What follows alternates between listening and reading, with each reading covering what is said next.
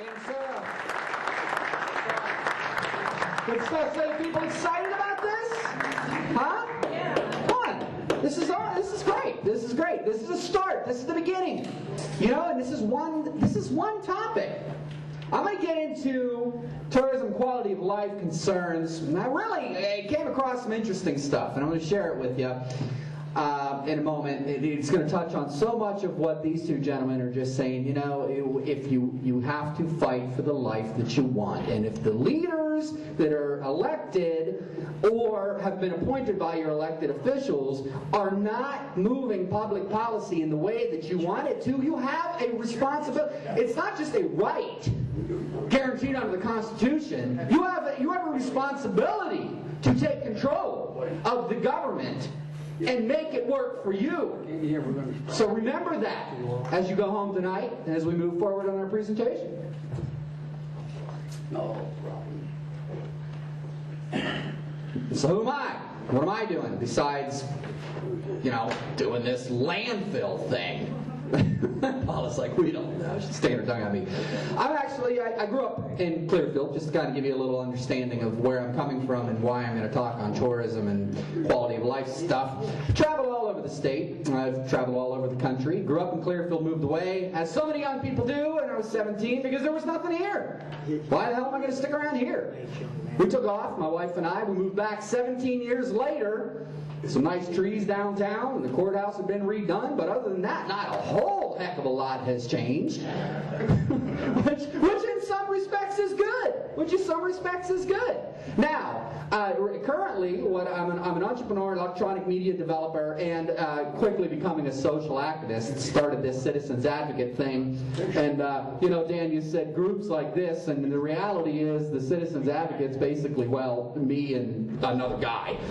So what we're hoping to be able to do tonight, we are going to put out, we have a nice website, we have some great resources that are available. We're going to put out a yellow book, a yellow sheet. We want you guys to give us your email, give us your phone number. We're going to keep in touch with you on all sorts of different developments. Corvallis, Oregon, Colorado, moved back here 6 years ago. I've been all over the county. This is interesting. When I first moved back, the commercial gig that I got, first gig, and I'm going to show this to you, was quality of life in economic development for Clearfield County Economic Development, CD-ROM project. That was my first commercial gig when I got back to Clearfield. I also did Jefferson County Economic Development CD-ROM project. I've done web projects, high-tech media, producer and director of the Life and Times of Punxsutawney Phil. I've done tourism shows, Keystone Extra, around PA. Had my stuff on ABC 23, Fox 8, every PBS station in the state, PBS in Los Angeles, and I've produced over 100 tourism-related videos all around the state of Pennsylvania. And I can tell you, as a guy that's out there investing in making a community look good, when I pull into a community with my little digital camcorder and I'm looking for things to cover, and I have to sit behind a leaky trash truck or 2 or 3 or 4 or 5, I'll probably only do that once. Now, this is speculative, okay? We're going to talk a little bit about how we see this as possibly affecting the tourism industry. Now, what am I doing now? I'm actually, I want to thank this young man here. This is an example of what we're talking about. I'm currently having a multimedia program at Jeff Tech over in Reynoldsville. And this young man, Corey Alessi, who's filming this tonight, 16 years old, from Punxsutawney, one of my students down there, cared enough to come out here tonight and help videotape this, and drove up here so that we can now distribute this meeting to other people. I want to thank Corey. This man has ambition. And I want to say, hey, I think it's great. We see a lot of gray hairs in this room. God bless you. I think this is wonderful to see you coming out here tonight. I want to see where are the young people. Where are the young people? We got a young man from Punxsutawney who cares to come up here and fight for the environment. Where are young people? You get out there tonight, you get home and you say, people, you're going to whine and complain if there's nothing here. You're going to whine and complain about the state of things in Clearfield. Where were you when you had an opportunity to make a difference? Okay? Now let's have some fun. Take a breath.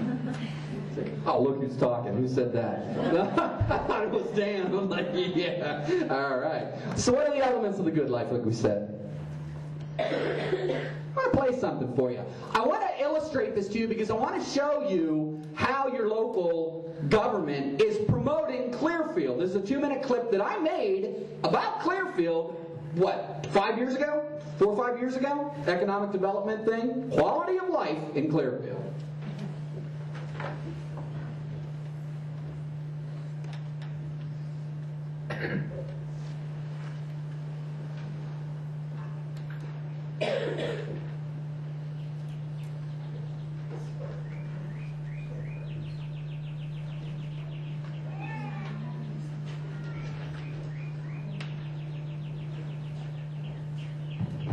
Good life.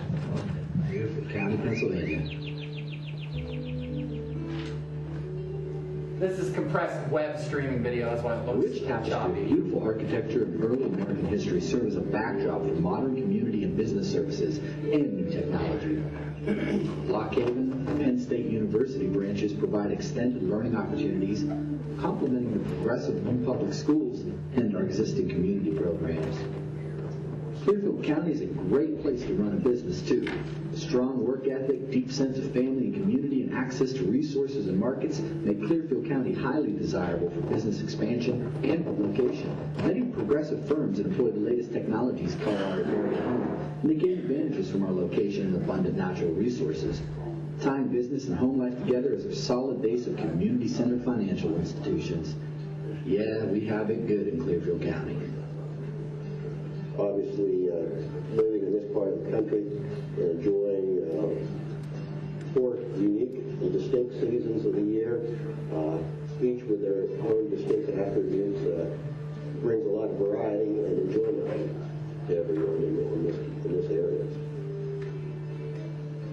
Hikers and campers, hunters and sightseers of all types marvel at the wide array of wildlife and outdoor opportunities. Whether you're taking in the beautiful parks, fishing the local waterways, or simply enjoying a leisurely neighborhood stroll, there's beautiful scenery and fresh, clean air all around.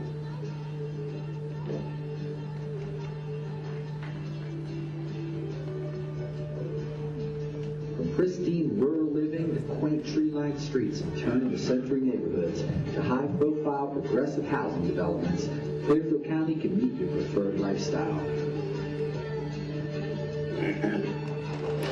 Centrally located, blending new opportunities with Old Town charm, Clearfield County is truly, clearly ahead.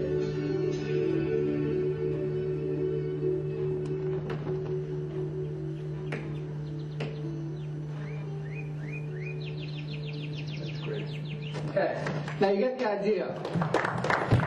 Now I want to ask you a question. Is that the Clearfield County that you know?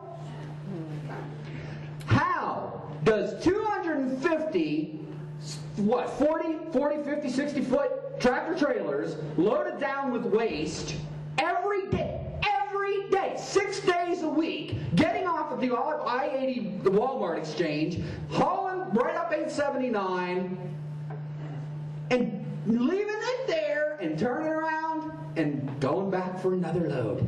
Day in, day out, 6 days a week for 20 plus years. How does that image figure into what we just saw? Your county economic development spent, I think it was like $6,300 and something to produce this nice DVD that we did to promote Clearfield like that. Are we lying to people? That is what we have to sell here, right? So why do we have a situation where the folks that are spending hundreds of thousands of dollars, I don't care if they say that the hotel tax is not tax dollars, it's a public resource, that's our money. And they're going to spend $100,000 promoting tourism and pristine lakes and mountain streams, beautiful hunter's paradise, outdoors paradise. Oh, by the way, bring in the garbage. What are we talking about? Okay? I want to bring something to your attention. I looked into tourism. First off, we're going to go real quickly. I'm going to move fast on this, folks. The benefits. Now, Mr. George, you said there are no benefits. Well, I'm going to play devil's advocate here, and I'm going to outline some of the benefits that these cats have said are very real, and which I have heard from our own our own regional economic development people who have commented on the developments up in Fox Township, Mr. Sura, the basketball courts, the pavilions, the community centers, all those things. With municipal landfill development comes money. It can be big money to the host municipality. Tipping fees to the county can also result in big money. So there are some benefits. Let's not kid ourselves here. You could have an increased county and local host community revenue generation, additional host municipality amenities and services with that money that can be purchased. Slight job creation, Mark, correct me, but if I'm right, what we were looking at there, PA waste zone numbers, about 20 jobs they're talking, right? Okay. Lower taxes due to additional revenue coming into these communities. Slight, I stress slight, positive factor in economic development. That is if your economic development people are trying to attract industries that will rely heavily on a local landfill. If the industries that we're trying to attract aren't industries that's going to be important to, this is not an economic development benefit to our region.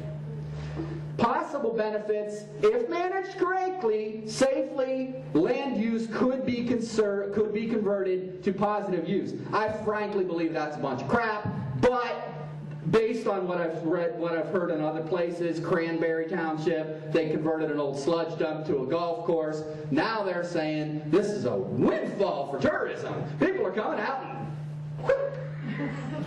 on top of 80 years worth of sludge that came from Pittsburgh. Well, we'll find out 20 or 30 years from now whether cancer clusters pop up around the area. But right now, their tourism people are saying that was a benefit. So, benefits are there. They might be subjective, but they're there. What are the harms? We know for a fact.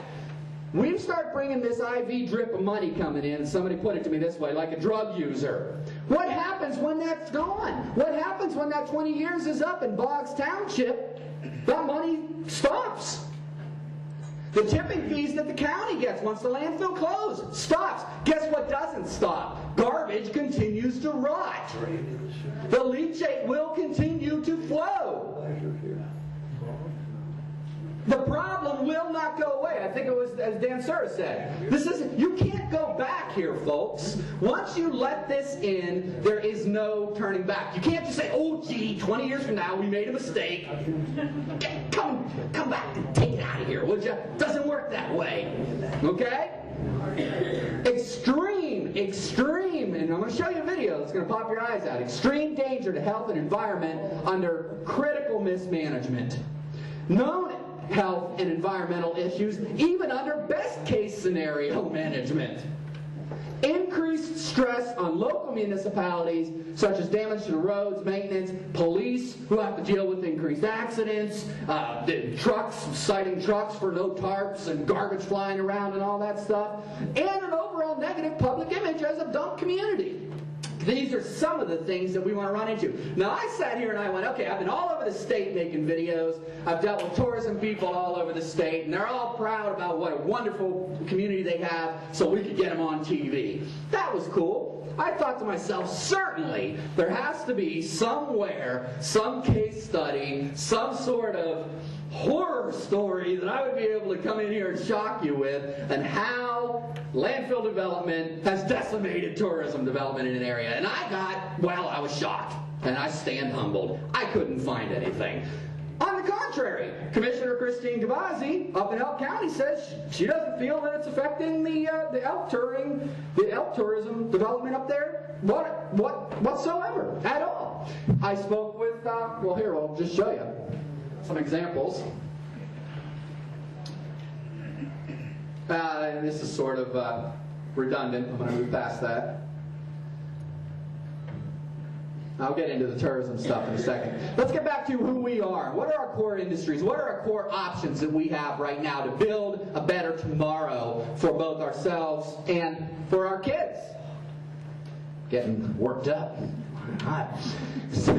We have options in manufacturing, of course. We have options, and I would suggest that this area needs to step it up by way of options with high tech, cleaner industry, internet, media. We have options with development of education and healthcare as a viable economic development sector, providing jobs, providing opportunities. We have options regarding tourism and recreation. Lots of that here. We're going to get into that in just a second.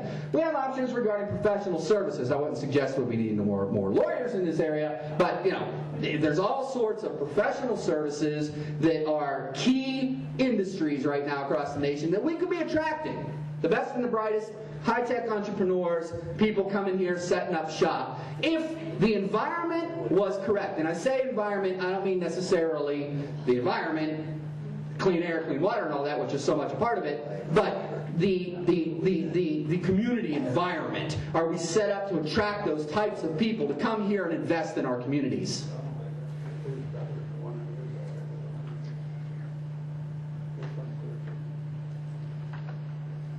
Well, one of the things that I noticed, and I think we need to get back into this, what should we be expecting from our local leadership? And this is such a key issue, because as we saw with you said there's, you get out there into the municipalities, and you go to the public meetings, and they're supposed to be listening to you. What do we expect? We expect most benefit for the least amount of harm in the public policies that are coming out from our leaders. We expect responsible financial stewardship. We expect that they're going to listen to the citizenry and act accordingly. We expect that they're going to be exercising practices in the best interest of the public. And they're going to have resolve, passion, and vision for the future. And what I'm here to tell you is suggesting to you that if your leaders do not have the resolve, the passion, and the vision for the future to be able to even come out and show at a meeting like this tonight when you care enough, then you need to stand up and take a hard look at who's leading this community, folks. And if you think you can do a better job, I'll be there to help you out. Get involved, step it up, and choose the leaders that are going to be doing what it is that you want them to be doing. So you want to build tourism in here, right? Okay. Big push. Clearfield area tourism. This breaks down, this is a complicated subject, and I don't want to get too long-winded here, but just basically, we have ecotourism, which promotes environmentally friendly, using recycled bags and brochures and paper and stuff like that, encouraging people to utilize care with the wilderness, all sorts of eco-friendly tourism practices, marketing practices, and encouragement of the people coming to the area. Heritage-based tourism, which is looking at our rich history and taking advantage of the history within an area. Special events, community involvement, and this is real important because we had folks come down from the Moshannon area up around Rush and Snowshoe. You say, well, what's this have to do with me? Well, when you're looking at tourism development, you look at it regionally. So much of what we use, you hear this Pennsylvania Wilds thing, right? What is that? That is a regional and or statewide partnership and venture where local municipalities and counties are getting together and they're helping promote a region. Okay? We accepting all of these landfills and standing for this, that's not conducive to that type of friendly regional or statewide partnership. Well, how are the other communities that we're looking to get involved with us going to see us in that partnership? I would suggest not good. Few considerations. This was something somebody, I think Mr. George mentioned about the smell. Okay, one of the things that I thought of. You come into a rural area. What do? We promote Clearfield County as a place that you can go, and a place where we're proud of the fact that sometimes your cell phone may not even work. Get away from it all, right? Now, the radius of the potential gas emissions from these dumps, I found out, is really very broad. It's not just going to be affecting Paul and Norris and the folks down there at Boggs, or the guys that are living right down the street from the Chess Township, if it goes. This stuff spreads. One of the things, and it's complicated, and I'm not going to get ugly with this, but one of the most basic core things that interested me was this issue of the smell, because it's something we can all identify with. We know you're not going to walk up and kick a bag of garbage, right? Why? Because it stinks. What is that smell? Does anybody know?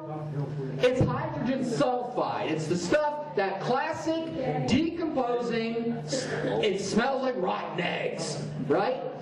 Well, the fact of the matter is, if you can smell it, it's entering your body. It's not just a smell. It's causing a chemical reaction in you. It has health effects. I did some interesting research on this, and I contacted the DEP. And I said to the guy, what are the acceptable levels of hydrogen sulfide emissions from a municipal landfill? You know what he told me? Take a guess. Somebody take a guess. There isn't any. Not any. No acceptable levels. He said, as simply put as it can be, if you can smell it, it's a citable offense. Yeah. Now, somebody explain how you wake up in the morning and you walk out and you see the deers and the bunnies bopping around in your yard, or you travel down from New York State to your cabin that you just bought, and you smell this. Oh, bad news, of course. It's a serious enough offense that if it's possible to catalog this, that they will cite that landfill developer for thousands of dollars worth of fines. It's that serious of an offense. But yet, we just go, well, some of the people are going to have to live with the smell. Yeah, right. Who said, yeah, exactly. You understand the point that I'm saying? This is not a minuscule issue, folks. There are no minuscule problems when it comes to what we're facing. This is all serious. It's not just the smell. It can affect your health as well. That's why they impose fines if you can smell this stuff. 250 trucks a day, we've heard this, we're not going to pound on this. 250 trucks a day just for the Boggs Township fill. How many, for you folks in Rush Township, how many are going to be coming off 80? How many? I can't. At 5,000 tons per day. That's the same. It's the same. Same thing. 5,000 tons a day up in Rush. 5,000 tons a day in Boggs, 150 trucks a day is what the paperwork was talking down in Chest Township. Now, where are they going to go through Chest? One way. One way. That's one way, exactly. Now, something else interesting. So just here off of that I-80 exit alone, you have 250 trucks plus 160 that continue down 879 and run right down through downtown Kerwinsville. How else are you going to get down toward LaJoe's, right? What is that going to do to our area? One of the things the guy from the DEP brought up to me was the issues of remember we talked about smog earlier, or an ozone? That's the stuff that's coming out of these diesel trucks, which we know is bad and is one of the leading causes of disease and air pollution. We have a problem with that already. We're going to allow all these more of these trucks to come in. What about the spray from the trucks? You can't fill a tractor trailer with water, right? It leaks out.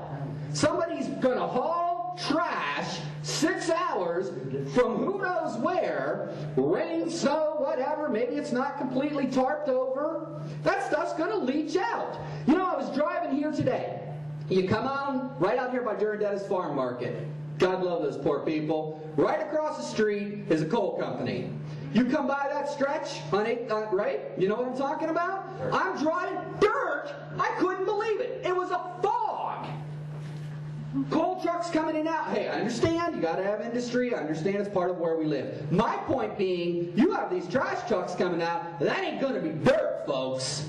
That's going to be spray from municipal waste and leachate that's coming onto your car, getting on the roads, drying up, and turning into particulate pollution and spraying out throughout our environment. 250 from Boggs, 160 for Chest, 250 from these folks, day in, day out, 6 days a week, every day for 20 plus years.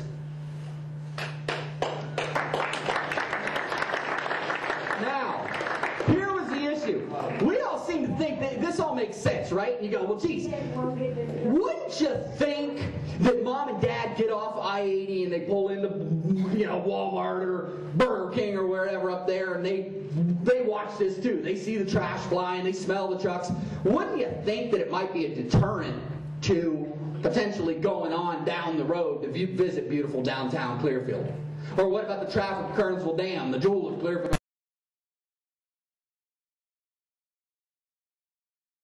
None of them seem to be really overly concerned that it's going to hurt us. So I'm sitting there going, what am I missing? But then it dawned on me, I'm not missing anything. I don't have to prove that it's going to hurt. Right? Here's my conclusion. See if you come up to me. It's not worth the risk. Amen.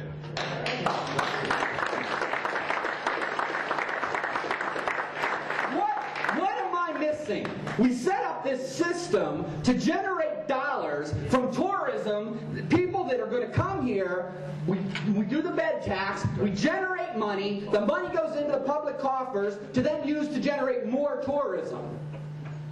Okay? Those are public resources that are being spent to sell the image that you just saw on that video. I'm saying to you, and you should be taking this to everybody that you know, saying that is my money, that is my resource, and I say it is not worth the risk. Last year, Clearfield County spent $104,435.29 without consideration of the grant program portion of their marketing on marketing Clearfield County as a tourism destination. Wow! Now, if any one of you had a business and you spent $104,000 marketing it, would you make damn well sure that you protected its image? That's right. You need to expect the same of your leadership, folks. Okay? It is not worth the risk. One deal goes bad, it all goes down the toilet, along with our health. That is the message tonight. Now, let's talk about economic development. Commissioner McCracken and I have talked about this. It's not worth the 20 jobs. What are we talking about? I am not belittling the economic woes of this area. God knows people need to work. I understand that. I understand that everybody understands that we need industry. You know, some folks will sit here and make fun and say, gee, you know, I'm not going to shop at Walmart. It's the Antichrist. It's the reason why downtowns have died. I'm not advocating Walmart, but when you look at the benefits of what Rex, 1,500 people put to work in the area versus the harms that they have caused in this area, yeah, you might go, well, geez, you know, there's a little bit of good out of this that has happened to the community. So it goes with industrial development, people. We understand that's the way it works. But along with this, how will it affect overall quality of life? We have a lot more than just be concerned about than economic development and tourism. We have health concerns and real environmental damage to be concerned about. Cost of living and strain on community development. We heard the absolute milquetoast statement of the year from Borough Council about 2 weeks ago in regards to how they're planning on enforcing the laws as they are on the books. Not coming out for, not against landfill development. Lawrence Township, these trucks are going to be coming through these municipalities. They're not getting tipping fees. They're not getting host municipality fees. Clearfield Borough isn't going to be making a penny off of this, but you darn sure, where do you think that's going to go? Where do you think the leachate's going to go if they have a problem and it spills into the waterways and comes down Clearfield Creek 6 miles right through downtown Clearfield? Who's going to deal with it? We are. And your borough is sitting there saying it's not our fight? You better make them think again.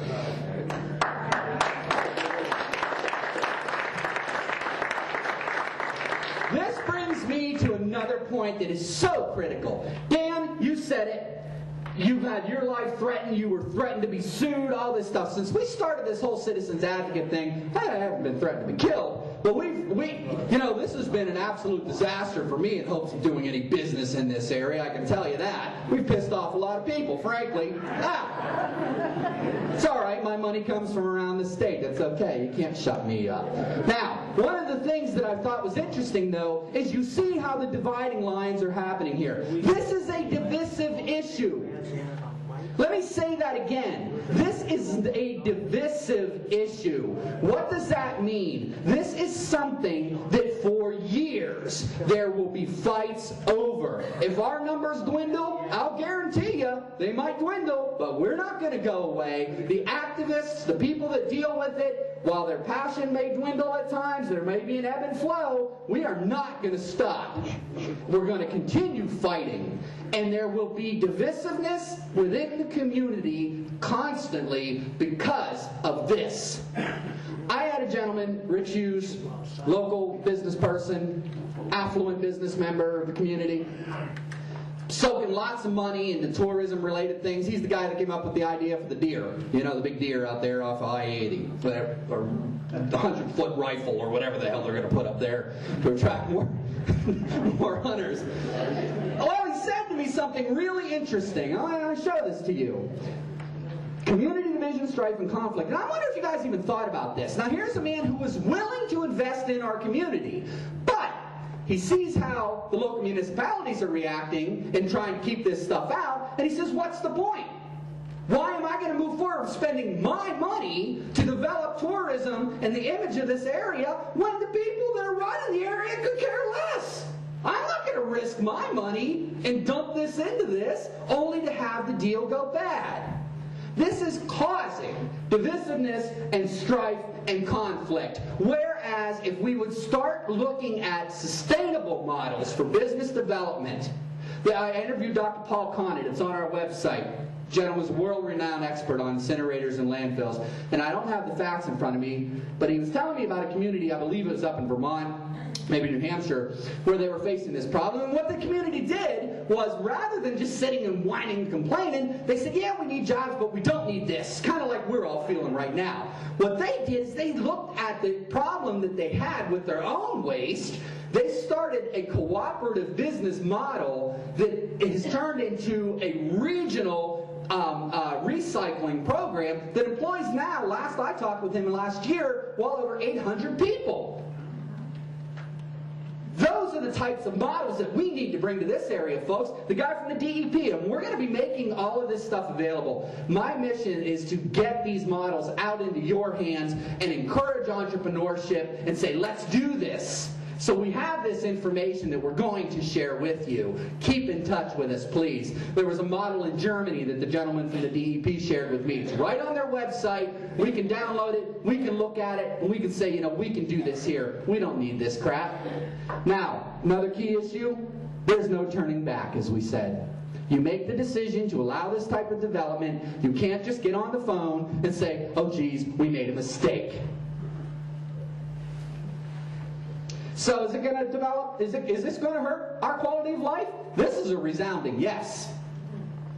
Now that's something I can say definitively, and I would hope that you would all agree. This isn't a maybe, and this isn't even a simple matter of it's not worth the risk. This is going to cause hardship. This is going to cause problems. And as Mr. George said, the fellow that sold the land to the landfill is going to take it to the bank. The landfill companies who are going to come in here, set it up, and then sell it off to Onyx or Veolia or whatever the heck they're called now, and make their millions and hoof it back and sit back on a beach in Tahiti with their billions that they've made from this.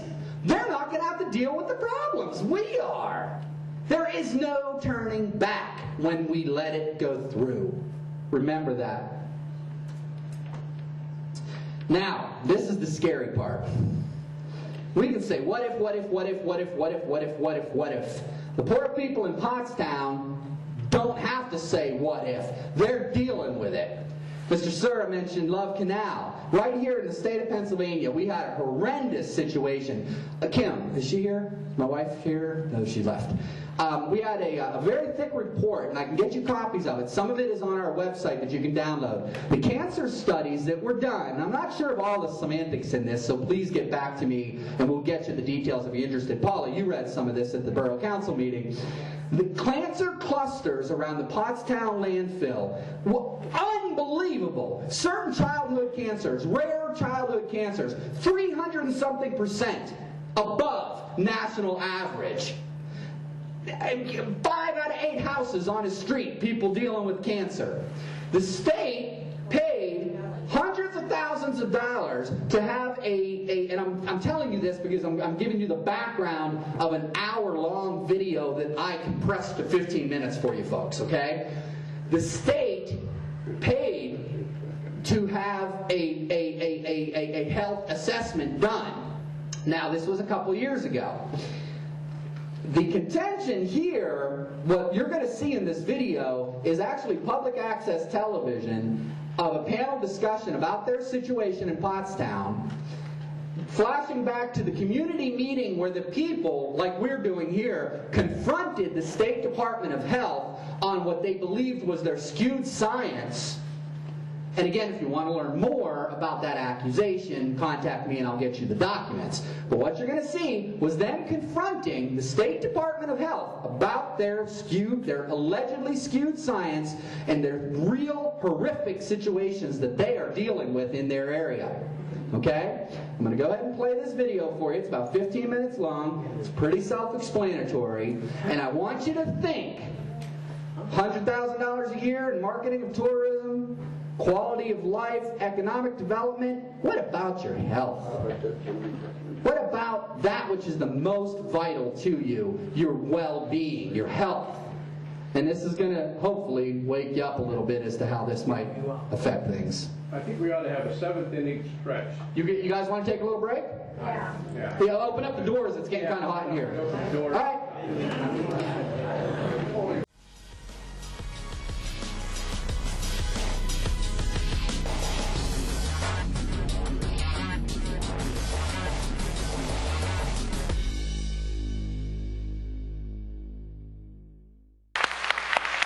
My name is Janice Sedaris. I also lived at one point in time on Chestnut Grove Road. My family of 7 resided on Chestnut Grove Road.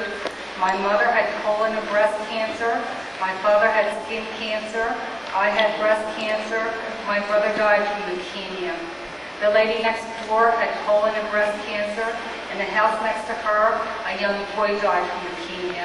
His father had colon cancer, and his sister is living with lupus and Graves' disease. 7 of the 14 people who occupied those 3 homes were diagnosed with life-threatening illnesses. Of those 7, 3 lost to battle.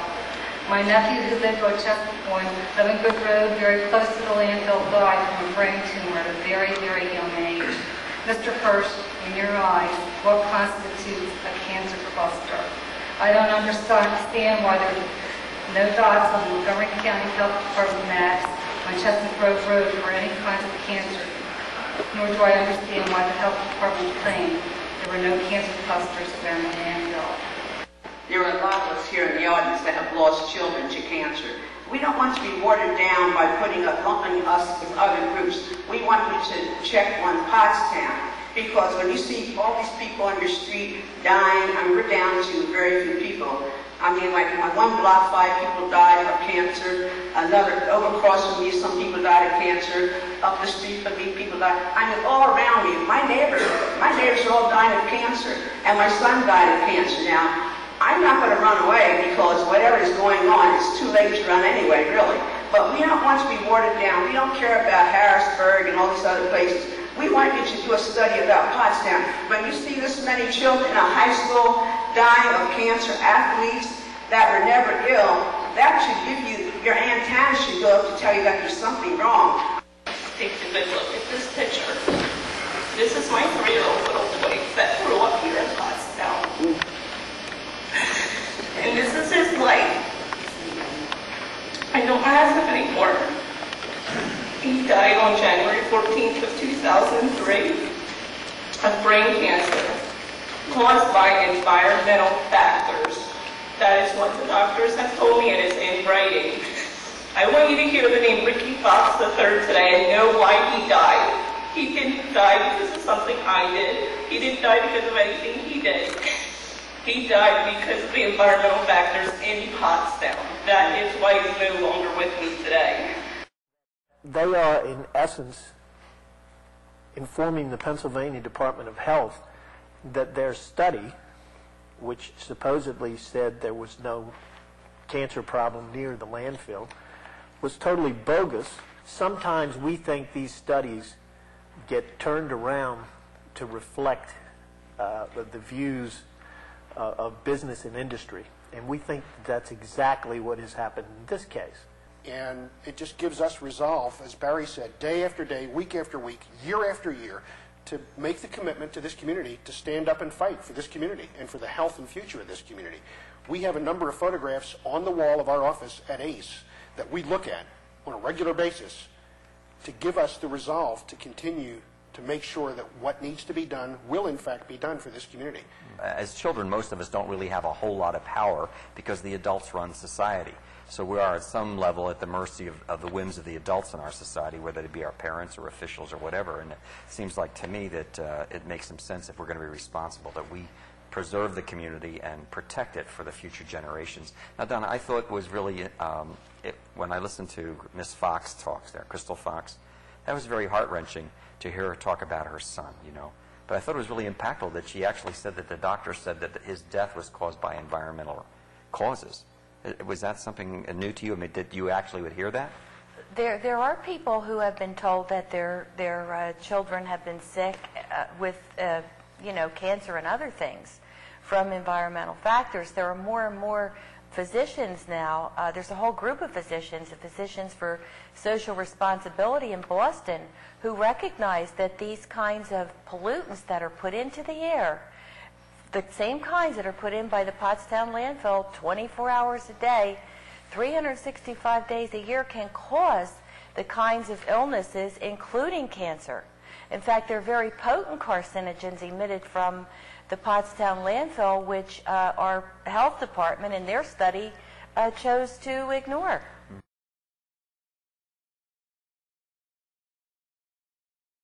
DEP has a responsibility, according to the Pennsylvania Constitution and according to their own mission statement, to protect our families. Their role is not to remain neutral. They expect our community to go into negotiations with Waste Management over the health and future of our children and their children, while they stand back and remain neutral. That is just unacceptable. We will not accept that. That is just wrong. There are documented elevated cancers. Our childhood cancer rates are higher around the Pottstown landfill than they are across the nation, state, or tri-county on average. We can't stand by and have business as usual. We need the Pottstown landfill, especially with its gas, to stop burning that gas. When we know that that gas creates dioxin and there's no safe level, we have to stop it. We have to stop burning it now, because we're talking about decades of burning. And in fact, Nick, what's interesting, we've got the polluter, Waste Management, telling us what's coming out of there in their gases. In their gas, we don't know for sure. We don't monitor that, they don't report it. In time to come, and perhaps after the liability is gone from Waste Management, we'll find out what's really coming out. In fact, we might find in years to come that the gases are worse than what they're actually saying now. After years of requesting a meeting with DEP, either in Harrisburg or in Pottstown, on a date that was convenient to them, we finally were granted that meeting, and it happened on December 4th. Interestingly enough, it was the day after the Secretary announced the intent to close the landfill. And we talked about a lot of issues, obviously, about closure of the landfill at that point, since the agenda had changed pretty dramatically and pretty quickly. And as Donna suggested, one proposal at that meeting was that DEP remain neutral and step back and let the community negotiate with Waste Management. The board of ACE has adopted a rather detailed statement which will become available to most people in this community in the coming months, but the heart of it is the first paragraph that I want to share with our listeners tonight, Nick. Waste Management's closure plan for the Pottstown landfill must be the safest, not the least costly. The Pottstown landfill has already endangered our environment, health, and quality of life for many years. The outcome of the closure process must assure the least harmful effects to the public for the decades of exposure risks which will follow. Decisions concerning Pottstown landfill closure will impact our region and the health, safety, and welfare of its citizens, especially our children, for decades.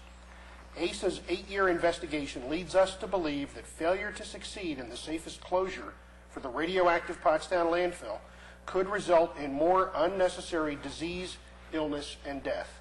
DEP seemed to take the position that this should be between the community and the polluter on how to close this thing.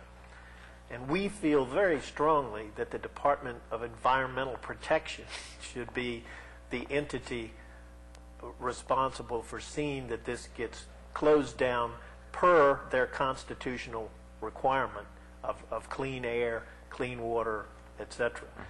And we don't think that our community has the technical resources to see that this gets done. The DEP, obviously, with help from the EPA, should have the technical expertise to have this done. Again, I think this is it's a political football. I mean, they don't want to be the bad guy in this, and they don't want to end up in court with waste management. But I'm sorry, we pay taxes in this Commonwealth to have our air and water protected, and they need to know that, and they need to resolve this issue. Well, they're the guardians. They're supposed to be the guardians of those things, right? We are beginning to believe that a newspaper report from the Reading Eagle of a couple of years ago that the radioactive waste from 3 Mile Island was buried at the Pottstown landfill. We're beginning to wonder if that isn't one of the major issues in this thing. And we are on record as asking them to investigate that. If that is true, if this radioactive waste is in this landfill, then obviously the closure plan has to be different than what we might be thinking about right now. So, you know, DEP is the only one who can get that answer for us. Well, we obviously can't go out there and dig on private property and measure the radioactivity levels in there, and we don't have access to the dumping records. So if we follow this logically back, though, if that's true, we're not saying it is true, but if it's true, someone would have to have given permission for it to be put here. That's right. Absolutely. And that would be more than likely a governmental agency, I would assume. More than likely that would be NRC and DEP. Okay, so if that's the case, right, maybe that's one of the reasons why we're not getting the response, because they don't really want us. Yeah. Within 2 weeks of publicly raising this issue, the landfill shuts down. We found that fascinating. And we also found it fascinating that here we are 2 weeks after our last meeting with the DEP, and we still don't have an answer about that question. Then there's tritium waste, which the DEP likes to tell us came from exit signs, but which we know is a problem at nuclear plants, high tritium levels. Are we to think that there were never any of those bags that were magically found at one time from Limerick that didn't make their way into the landfill? There's INS sludge from Royersford. They clean nuclear uniforms. The sludge have the tritium. And other, I mean, there could be other. But the real point here is, Nick, there are so many really serious issues that need to be fully investigated and fully understood by each of us in the community. We need to understand, and some of those issues have a lot to do with liability and bonding, because no matter how they cover that landfill, there are those hazardous gases are going to keep on escaping for decades and decades. Lou? One of the comments that we made in the meeting December 4th, Nick, that made some officials bristle from the state was that we did not want a glow-in-the-dark park on top of this monstrous dump. Makes sense to me. We've done a little bit of research in this area, and we found some examples of places that have, without full knowledge of what was there, proceeded to put things like skateboard parks, jogging trails, bike trails, golf courses, recreational facilities that would lure people there, and in many cases, worst of all, children.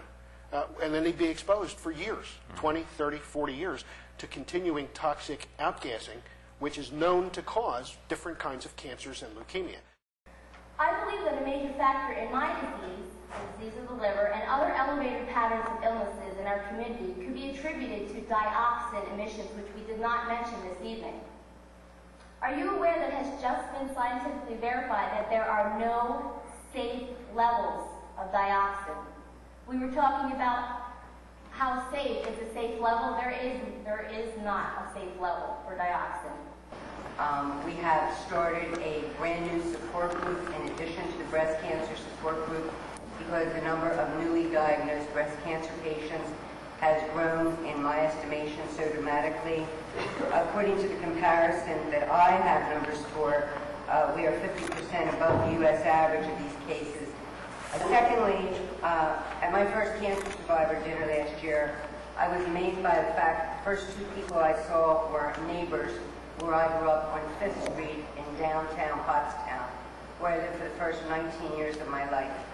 To make a long story short, 8 houses in the half block that I lived in had 5 cancers, including mine, 5 cases of different type cancers. So I have a real interest on your response to cluster cancers in the Pottstown area and the fact that they do not exist, but in my heart I believe they do. I'm sorry, I not have time to prepare a speech, but I'm really angry and I'm really upset, and I know a lot of people are. I'm watching people, this town, they're crying for help. They don't know what else to do. Officials keep turning their back. Oh, it's everywhere. No, it's not according to this. We have worse air quality than Los Angeles and New York City. We have a lot less people in this town than they do. You finally, I only have one question is, would you be willing to live next door to the Pottstown landfill? Would you allow your children to move into the Pottstown landfill? Doctor, ask you a question. If I had a choice, I wouldn't live next to any landfill. For those of you out in the viewing audience who question whether there's a health problem in this community, I would suggest you call Mr. Hirsch and ask him why he wouldn't live next to any landfill. He's obviously the head of the Pennsylvania Department of Health, and obviously you would think he knows how to protect his own health and his family's health. So there's nothing else to say about the health risks related to landfills as far as I'm concerned. And tragically, Mr. Hirsch is trying to tell us that there's no problem from the environmental factors around the landfill. Even after, at the health meeting, he said that the health department really couldn't do that. They couldn't make conclusions, that they were, all they really dealt with was epidemics, and that they weren't used to dealing with multiple toxic exposures. And yet, in the conclusion, in his report, the misleading statement was made that there were no indications that there was a problem from the landfill. And that's going to lead to the inability of our community being able to get reductions in waste management's air pollution over the next several decades in their closure plan. So at this point, the price tag, the meter's still running, and at the bottom of the list, you have a comment from Joel Hirsch and his team at that meeting that they're not going to give this community any help whatsoever when asked point blank. What they do, what they've done, and whatever happened to Dr. Baum's information will bring no help, no relief whatsoever to anybody in this community. Go ahead, Donna. I think it's just amazing that we would spend $295,000 for a cancer study and then not be given the results. We have never seen Dr. Baum's results. And as a matter of fact, ACE has sent Pennsylvania Public Right to Know letters to Dr. Baum for all his statistics. We paid for them. We have a right to see them. We've sent the Pennsylvania Public Right to Know letter to Representative Marianne Daly. We have a right to see everything about that because this is our money. And we have a right to see the other statistics that were done by the Pennsylvania Health Department. They only showed us their comparisons to the state. They have other data and other statistics, and we're paying them more than the $295,000. And we object to Mrs. Daly's second half of her study, which is really designed to blame the victim and to blame your lifestyles for the elevated illnesses in this community, even though lifestyles are similar all across the nation, state, and Tri-County. That's foolish. They could never prove that our lifestyles are the reason for the elevated cancers. Thank you.